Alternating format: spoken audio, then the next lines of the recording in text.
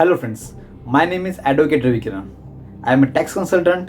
आप ट्रेडिंग कर रहे हो लेकिन फिर भी आपको सक्सेस नहीं मिल रहा है। आपने क्लासेस भी किए, थेरीज फेल हो रहे हैं, इंडिकेटर्स काम नहीं कर रहे हैं और आप अनसर्टन लॉसेस गेन कर रहे हैं। हाउ? कहाँ चुक रहे हो? अगर आपको ये सब चीज़ें जाननी है कि what is the basic of trading and the advance, तो जुड़े रहिए मेरे साथ में। सब्सक्राइब कीजिए मेरे चैनल को the future traders and bell icon को प्रेस करना मत भूलिएगा, क्योंकि वहीं से आपको नोटिफिकेशन मिलेगी मेरे अपडेट वीडियोस के लिए। मैं आपको सारी चीज़ें बताऊंगा, इंडियन मार्केट से लेके फॉरेन मार्केट तक, अकाउंट ओपन करने से लेके प्रॉफिट बुक करने तक, कि ट्रेडिंग कैसे करना है, अकाउंट कैसे ओपन करना है, कौन सा ब्रोकर चॉइस करना है, और साथ में सबसे बड़ी ट्रीज कौन से इंडिकेटर्स यूज़ करना है और किस तरह के इंडिकेटर्स यूज़ करना है। ये सारी चीज़ें मैं आपको बताऊँगा मेरे आने वाले वीडियोज़ में। तो जुड़े रहिए मेरे साथ में आगे बढ़ने के लिए। Thank you.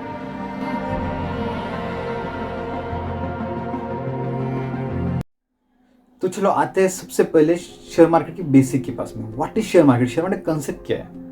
मेरा एक दोस्त था, उसने 2 साल पहले एक कॉफी शॉप स्टार्ट किया। उसकी इन्वेस्टमेंट थी 5 लाख रुपए और आज 2 साल के बाद में बहुत अच्छे से कमा रहा है। तो मैंने उसे कहा कि भाई मुझे भी कॉफी शॉप स्टार्ट करना था, लेकिन मैं नया स्टार्ट करने से अच्छा है कि मैं तेरे ही कॉफी शॉप को ज्वाइन कर लेता हूँ, मुझे 50% की पार्टनरशिप चाहिए। तो मेरे दोस्त ने मुझे कहा कि अगर आपको मेरा कॉफी शॉप ज्वाइन करना है तो मुझे 7 लाख रुपए देना पड़ेंगे।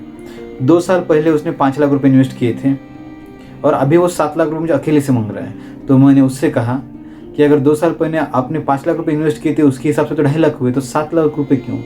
तो उसने कहा कि 2 साल में मेरी कॉफ़ी शॉप की ग्रोथ हुई है। पहले एक छोटा सा शॉप था, अभी उसे मैंने बड़ा किया है, मेरा मार्केट बना है, अभी मेरा रेवेन्यू अच्छा है, मेरा सेल्स अच्छा है, मैंने मेहनत की है, मार्केटिंग की है। तो उसके हिसाब से अभी मेरा जो कैफ़े है उसका नेट वर्थ है 14 लाख।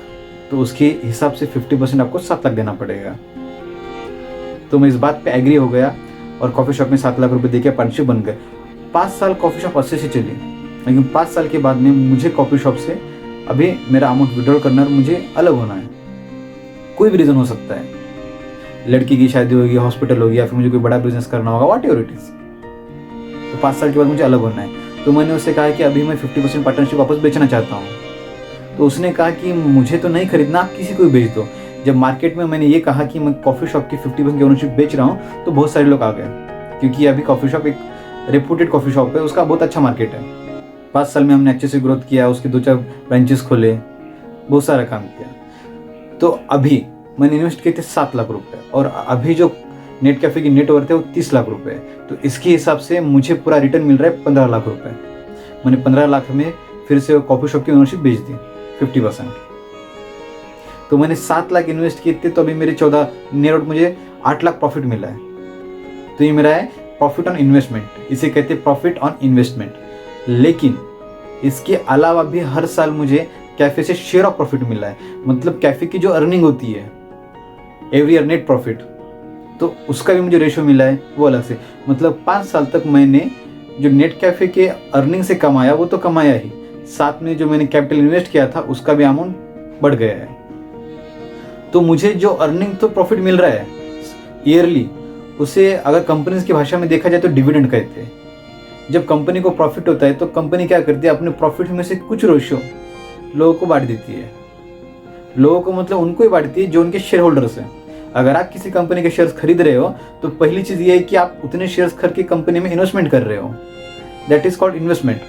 और उसके ऊपर आपको जो अमाउंट मिलेगा एज अ प्रॉफिट, प्रॉफिट यानी क्या, जब कंपनी को फायदा होगा तो आपको डिविडेंड देंगी और अगर नुकसान होगा तो नहीं देगी। लेकिन आपकी जो प्रिंसिपल अमाउंट जो आपने इन्वेस्ट की है वो कंपनी के गुडविल के साथ में बढ़ेगी। अगर आपने आज कंपनी में 5 लाख इन्वेस्ट की है और आने वाले 5 साल में कंपनी को अच्छे प्रोजेक्ट मिले, कंपनी की अच्छी रेवेन्यू हुई, कंपनी तो ग्रोथ करने वाली है। आज एक कॉन्ट्रैक्ट मिला तो कल 2 कॉन्ट्रैक्ट लेगी, और आज अगर वो एक स्टेट में तो कल मल्टी स्टेट हो जाएगी।